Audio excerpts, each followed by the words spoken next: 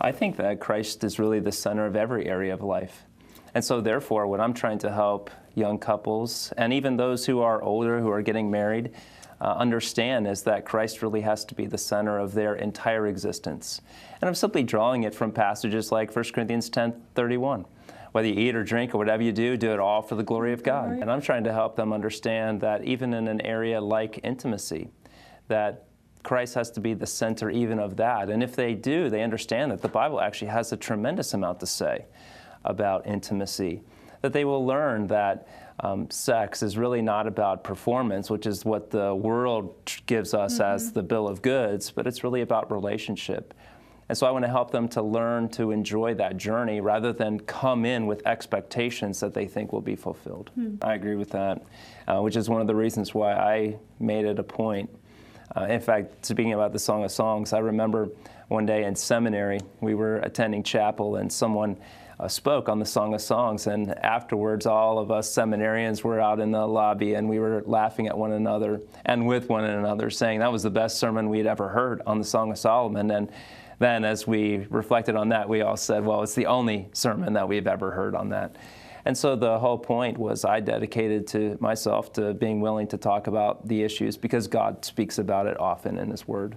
Most couples realize pretty soon after the wedding that the horizontal relationship does not provide all of the motivation that they need in order to respond in godly and Christ-centered ways to various situations that come up in the ongoing years.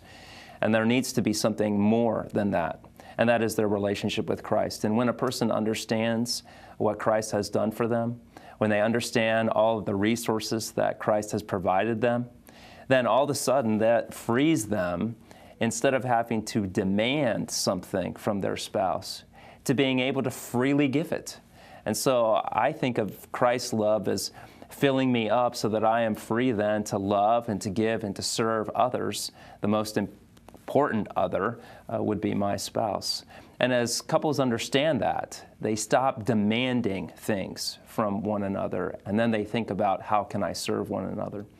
Just practically, think about a man who goes to work and he's had a hard day. And so it's just been one of those tough days at work, and he's thinking, man, I can't wait till I get home where my wife is going to serve me. I mean, she's going to have a wonderful meal on the table. All the kids are going to be orderly, handled properly, homework done. And, well, he gets home, and what he doesn't realize is that his wife's had a hard day too, and there have been some challenges that she's experienced. And so she's waiting for him to get home because she's looking for some help for all of the things that have gone wrong. And so dinner's not done, and the homework is not done, and the children are acting like hooligans. And so she's waiting for him to return. Well, you can see the clash that's about ready to happen. And in that moment, Christ at the center has to speak. And they have to understand what it looks like to say, all right, how is it that I can serve my spouse today? So rather than thinking about how my spouse is going to serve me, I'm thinking about how I can serve them. Yeah. Absolutely. I think that's simply a reflection of what we find in Ephesians 4, 5, and 6.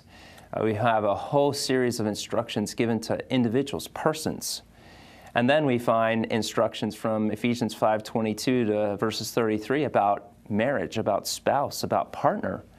And so how is it that you're going to be a godly husband? Or how is it you're going to be a godly wife if you're not, first of all, a godly person and one committed to growing and changing to be more like Christ, to fulfilling the commands of whatever you do it all for the glory of God?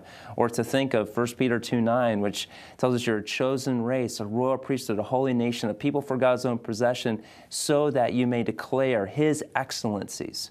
And so how is it that you organize your life around glorifying, honoring, pleasing Christ?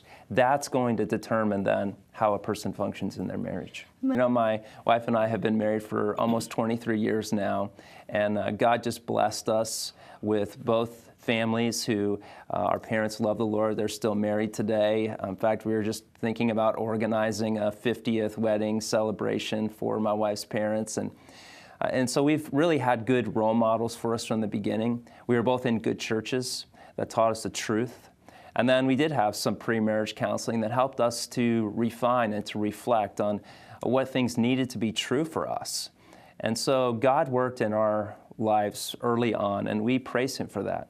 But then I've also had the privilege of serving as a counselor on our church staff. And, I've had the privilege of working with a lot of people whose marriages have not gone very well.